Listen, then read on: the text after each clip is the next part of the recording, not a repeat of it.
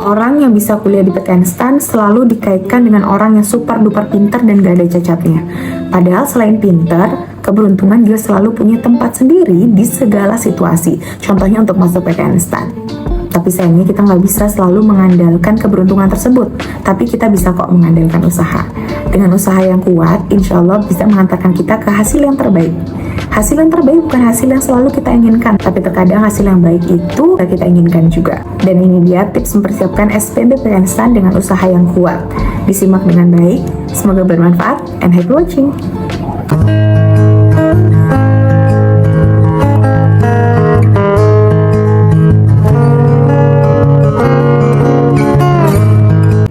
Disclaimer dulu nih, jadi untuk masuk ke PTN ada beberapa tahapan yang harus kalian lalui. Yang pertama itu mendaftar akun. Nah, ada 2 akun yang harus kalian daftar. Yang pertama adalah akun untuk SNPMB UTBK SNBT kalian, dan yang kedua adalah akun untuk SSCSN, itu untuk sekolah kedinasan. Setelah itu yang kedua, kalian harus mengikuti seleksi administratif SPMB PTN. Nah, seleksi administratif ini berupa input data, mengisi data, dokumen, serta UTBK SNBT. Dan yang ketiga adalah SPMB PTN.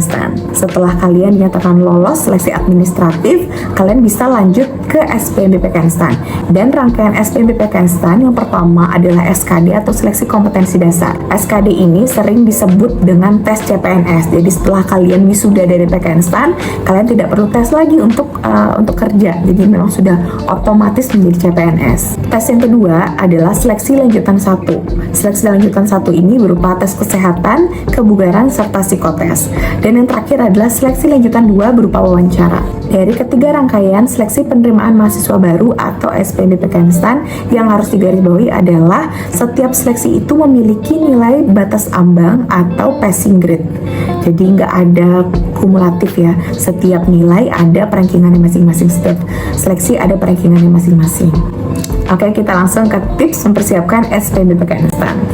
Yang pertama adalah temukan alasan kenapa kalian pengen masuk PTN. Apa alasannya? Nah, pertahankan alasan itu menjadi niat dan komitmen kalian. Jadi ketika kalian capek belajar, capek menghafal, capek ngerjain soal, ingat lagi apa alasan kalian untuk masuk PKN STAN. Tips yang kedua adalah melek informasi tentang PKN STAN. Cari informasi sebanyak-banyaknya tentang PKN STAN, tentang UTBK SNBT, dan apapun yang berkaitan dengan PKN STAN. Semua informasinya sudah tersedia di portal resmi SPMB PKN STAN atau di portal resminya pknstan.ac.id. Ada juga sosial media PKN STAN yang selalu memberikan informasi terupdate itu di Twitter PKN STAN dan di Instagram PKN STAN. Jadi tolong melek informasi seputar PKN STAN. Tips yang ketiga adalah tentukan metode belajar. Entah kalian memilih metode belajar mandiri atau metode belajar dibantu dengan bimbingan belajar. Yang harus digarisbawahi adalah tentukan berdasarkan kebutuhan kalian. Jangan ikut-ikutan orang atau teman.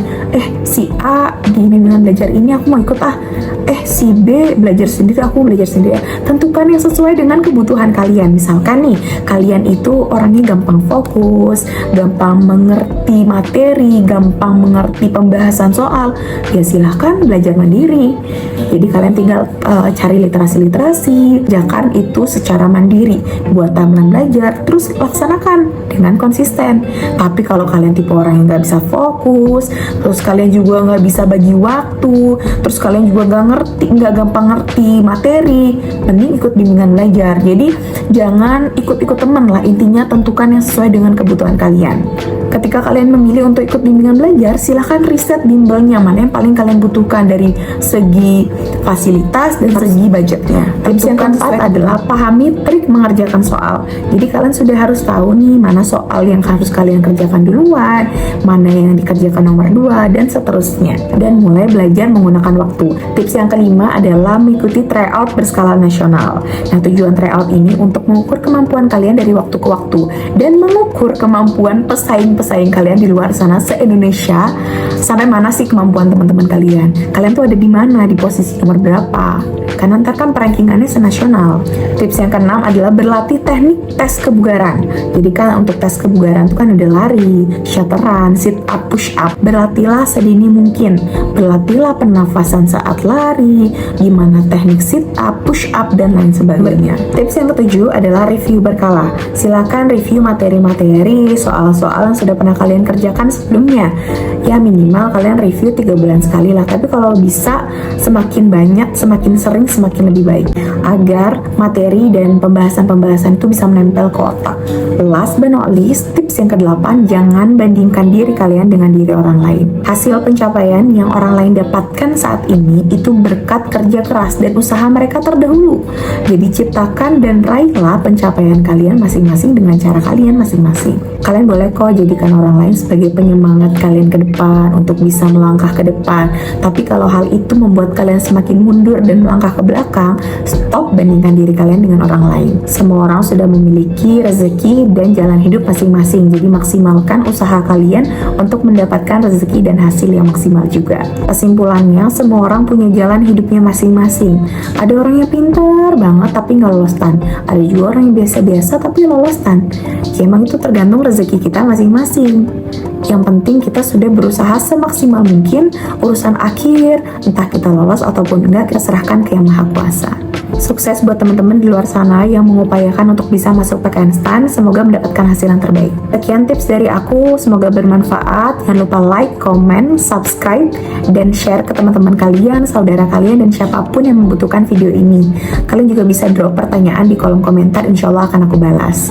Oh iya, pengumuman SPMB PKN STAN akan aku taruh juga di description box, jadi bisa kalian baca-baca dan jadikan acuan sebelum pengumuman baru untuk SPMB PKN STAN keluar. Kira-kira next video bahas apa ya? Langsung komen di komentar. Semangat dan semoga sukses teman-teman. See you on next video. Bye. Assalamualaikum.